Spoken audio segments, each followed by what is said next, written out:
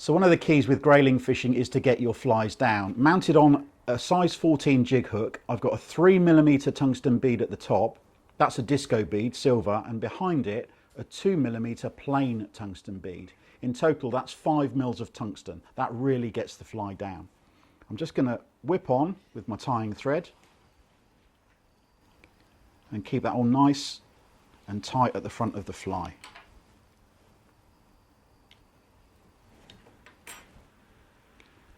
This is very, very fine tying thread, so you get a nice profile. There's a very good reason for that, which I'll show you in a second.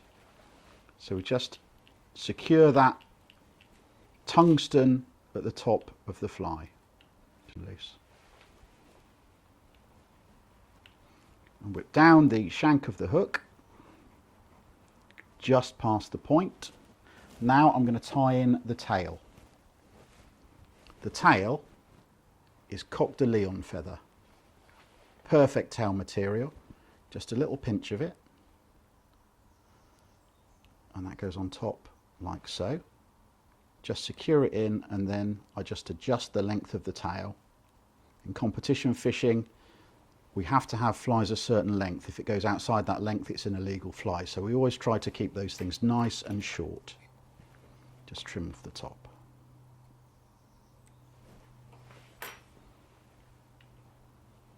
Back down the hook. Tie this fly in various different sizes. Actually a 14 for this is quite large. You might not believe that, some of the flies you see, but a 14 is big. Now the next thing that goes in is the body of the fly, and that's made up of a peacock quill which has been stripped of all its feathers, and the effect that this gives is lovely. Just bind that to the shank of the hook, and this is ever so fiddly, this bit. Often you'll get breaks in these quills and it really is frustrating, but soft hands, really gentle, they're very brittle. So we just whip up the shank of the hook, being ever so careful as you do it, and you can just about start to see that that's building up a segmented body on the back of the fly, very natural. This fly is designed to imitate several different things that are in the river. Things like blue-winged olives or olive nymphs. It's one of those flies that represents several different things. Now, fish eat this, so we have to make it resilient to the fish, and I'm going to use a resin which is cured by UV. Just a really thin layer of this resin on the top and on the bottom.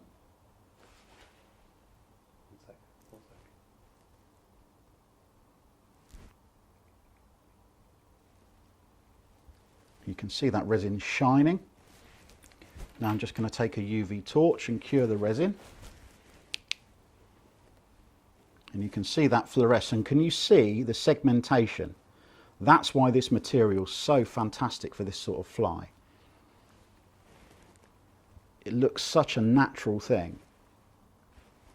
Cool. Yeah. Okay. So next part of the process is some dubbing. To imitate the blue-winged olive nymph, I'm going to put some really dark coloured dubbing around that second tungsten bead.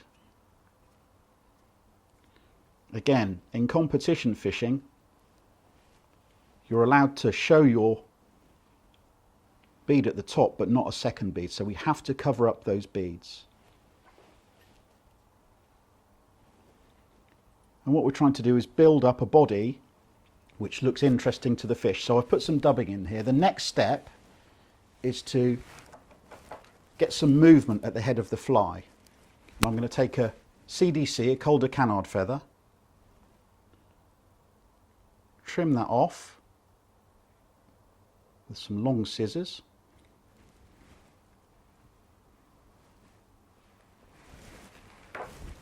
So I've got the fronds of the feather.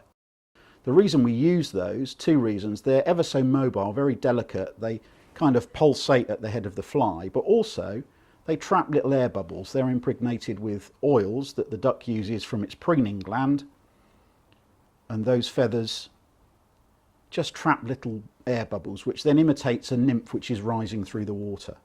Now I'm just going to split my thread.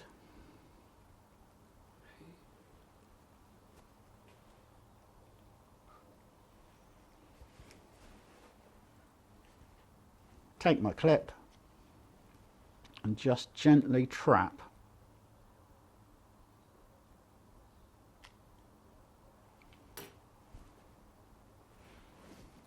those fronds of feather in between the split of the thread. It's a flat thread, so now what I'm going to do is I'm going to spin the bobbin.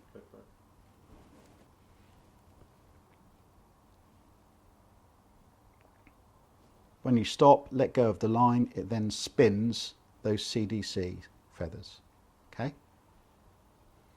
And then I just wind them round the head of the fly, like so. Take my other hand and just brush them back so they're kicked backwards towards the tail end of the fly. And just one more thing, a little bit more dubbing, just to keep those feathers pinned down to the head of the fly, tiny little bit.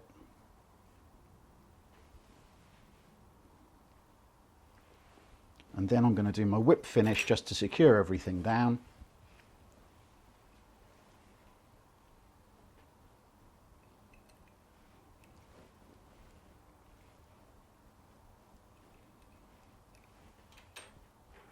Trim off. And that fly is now ready for Husey to throw up a tree.